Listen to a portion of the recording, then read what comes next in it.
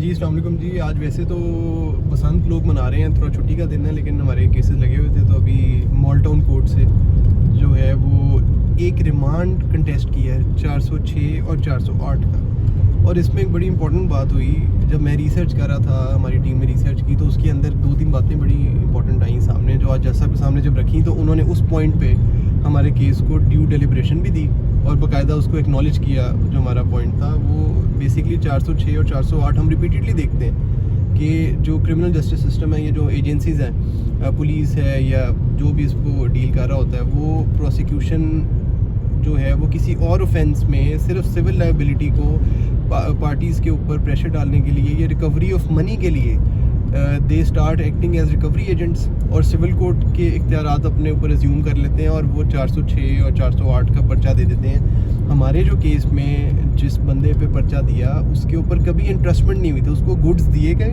और उसको कहा कि ये गुड्स आपने आगे सेल करने हैं और इसका प्रॉफिट हमें आगे वापस देना है और प्रिंसिपल अमाउंट के साथ मिला के।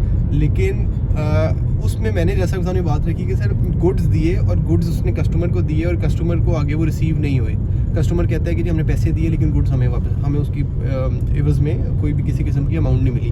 तो ये तो सरासर सिविल डिस्प्यूट है between the customer and the salesman या जो हमारा क्लाइंट है। इसमें अगर मालिक ने करवाना है तो वो अपने गुड्स की चोरी का FIR करवाए, मुकदमा दे, या अगर कस्टमर्स आगे आते हैं तो वो उसमें देंगे अपनी सिविल लायबिलिटी में, रेंडिशन ऑफ अकाउंट्स में चले जाएंगे अगर लायबिलिटी क्लियर नहीं है। अगर क्लियर है तो वो उसमें इन्फोर्समेंट ऑफ कॉन्ट्रैक्ट में चले जाएंगे, स्पेसिफिक परफॉर्मेंस में चले जाएंगे। लेकिन यहाँ पे 406 और 8 में बनता नहीं है, क्योंकि 2025 SCMR क्या था, 1130, हाँ 1130, उसमें ये चीज़ बड़ी क्लियर है। 225 SCMR 1130 में ये बात क्लियर कर दी गई सुप्रीम कोर्ट की तरफ से कि जहाँ पे इंटरेस्टमेंट नहीं हुई, और इंटरेस्टमेंट होती वो है कि अगर आपने किसी को अमानतन को चीज़ दी with the intention to take it back as it is, उसकी काइंड नहीं बदलनी चाहिए। आपने अगर गुड्स दी हैं तो आप गुड्स वापस लेने की नीयत से दे रहे हो। यहाँ पे ये नहीं हुआ, यहाँ पे उन्होंने गुड्स बेचने की नीयत से दिए, तो ये इंटरेस्टमेंट में नहीं आते। तो इसी बेहाफ पे कोर्ट को हमने आज कोशिश की कि सेटिस्फाई करें, और अभी वही आर्गूमेंट करके मॉल टाउन कोर्ट से निकले हैं और बड़े मज़े के और अच्छे आर्गूमेंट गए। सारे आर्गूमेंट्स ही अच्छे जाते हैं और अब जो भी फेट होगा वो तो क्लाइंट है, उसकी किस्मत है।